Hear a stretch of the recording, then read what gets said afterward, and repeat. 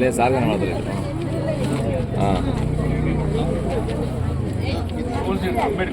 అంబేద్కర్ ఆలోచన విధానం, అంబేద్కర్ ఆలోచన విధానం, అంబేద్కర్ ఆలోచన విధానం. జై భీమ్, జై భీమ్, జై భీమ్.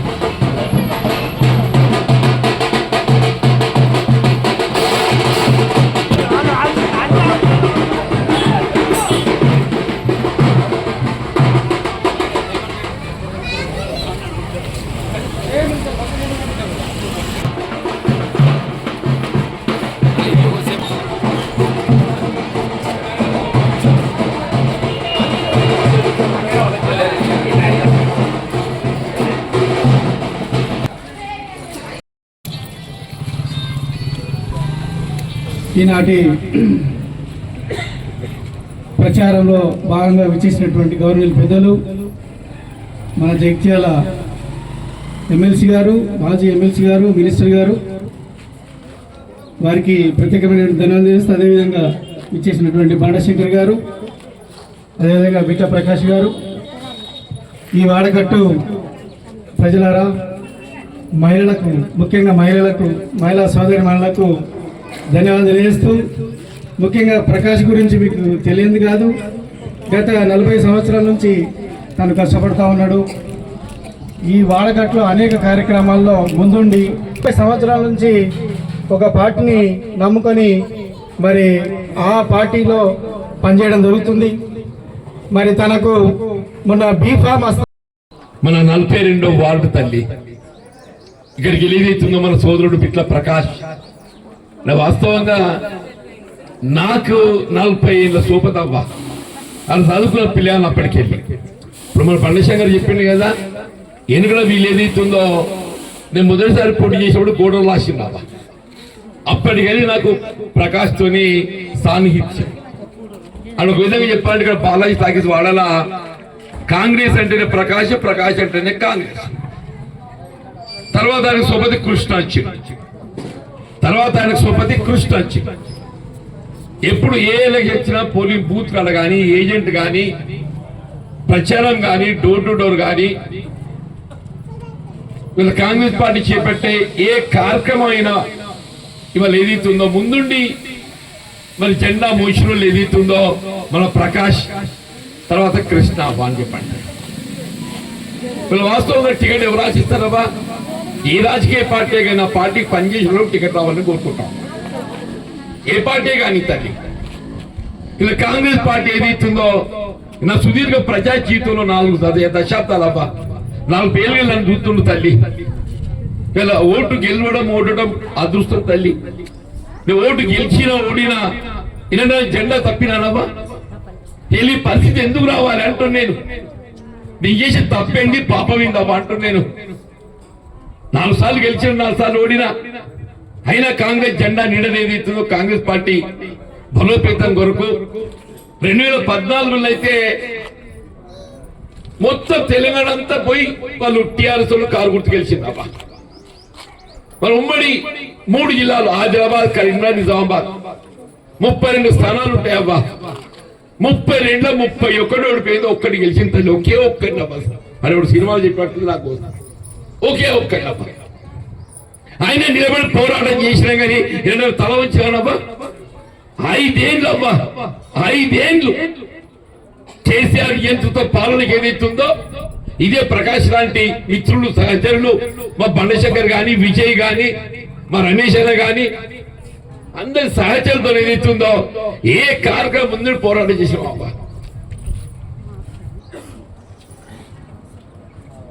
ఎవరైనా ఏం కోరుకుంటావు అవ్వా? కష్టం చేసిన ఫలితం దక్కాలవ్వా. కష్టం చేసినోడికి ఫలితం దక్కాలి. కష్టం అవుతుంది, ఫలితం ఉందంటే సరేనా చెప్పు తల్లి? నేను పార్టీ జెండా మోసినోడు ప్రకాష్, పార్టీ కోసం 4 దశాబ్దాలు కష్టపడ్డాడు ప్రకాష్ కృష్ణ. అలా కాదని ఆడేవాడు పూర్ణియాక ఎమ్మెల్యే నువ్వు మా టికెట్ డిసైడ్ చేస్తానికి, నువ్వు ఎవరు అంటారు మా టికెట్ డిసైడ్ చేస్తానికి? నీకేం సంబంధం అంటున్నా నేను? ఆ బాబాసాహెబ్ బిఆర్ అంబేద్కర్ భారత రాజ్యాంగ నిబంధనలకు అనుగుణంగా మీద అంటూ నేను భారత రాజ్యాంగం ఏదైతుందో ఒక పార్టీకి ఎంపీగా ఇంకో పార్టీకి ప్రచారం చేయడం లేదు. అని చేసే పని ఏంటి? నేను బీఆర్ఎస్ ఎమ్మెల్యేని కాంగ్రెస్ లో చిచ్చు పెడతా, కాంగ్రెస్ లో చిచ్చు పెడతా. సరేనా తల్లి? ఇవాళ ఏదైతుందో ఇది మన ఆత్మాభిమానం, ఆత్మ గౌరవం తల్లి అంటున్నాను. కాంగ్రెస్ కార్యకర్తల ఆత్మాభిమానం, ఆత్మ గౌరవం అంటున్నాను. ఈ ఎన్నిక ఏదైతుందో కేవలం బాలాజీ టాకీస్ గా పరిమితం కాదు. ఈ ఎన్నిక ఏదైతుందో కేవలం ప్రకాష్ కే పరిమితం కాదంటున్నాను. జగిత్యాల నియోజకవర్గం, జగిత్యాల పట్టణ కాంగ్రెస్ కార్యకర్తల ఆత్మాభిమానం, ఆత్మ గౌరవాన్ని పరీక్షిస్తున్నాను.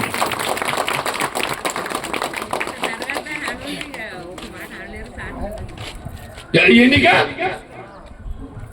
కాంగ్రెస్ కార్యకర్తల ఆత్మాభిమానం, ఆత్మ గౌరవానికి, అవకాశవాదానికి, వలసవాదుల మధ్య జరుగుతున్న పోటీ అంటున్నాను. కాంగ్రెస్ కార్యకర్తల ఆత్మాభిమానం, ఆత్మ గౌరవానికి, అవకాశవాదులకు, వలసవాదుల మధ్య జరుగుతున్న పోరాటం అంటున్నాను. దయచేసి అందరూ కూడా నాకు సత్యంగా చెప్తున్నాను. నేను 8 రోజులైనా ఈ టికెట్లు డిసైడ్ అయినప్పటికీ, టికెట్లు డిసైడ్ అయినప్పటికీ ఏదైతుందో నాకు మనిషి లేనమ్మా. ఈ పొలాలకు ఇంత అన్యాయం అయినాక నేను ఉండేందుకమ్మా? ఈ వయసులో నాకు ఎందుకమ్మా ఈ కట్టం? నాకు ఈ గోత ఎందుకు? నాకు ఈ వయసులో ఇంకేమైనా సంపాదించేది, ఇంకేమైనా పదవులు వచ్చేటి ఉండే నాకు. నాకు తోడు నిలిచే కార్యకర్తకు అన్యాయం అయితే నేనైతే పోరాటం చేయనద్దామా? మన ప్రకాష్ కాంగ్రెస్ అభ్యర్థులు రాసుకున్న నామినేషన్ విషయంలో న్యాయంగానకు కాంగ్రెస్ అభ్యర్థులు చేయి రావాలి. ఆడవాడు చెయ్యకపోయి వాడేవాడు బీఫామ్ వేసుకున్నాడు. అప్పుడు ఏం చెప్తారు? నీ చెయ్యి నీది లేదురా, అది ఎత్తుకపోయిండు, మరి సంగతి ఏంటని నువ్వు ఏసీ డబ్బా ఇచ్చింది.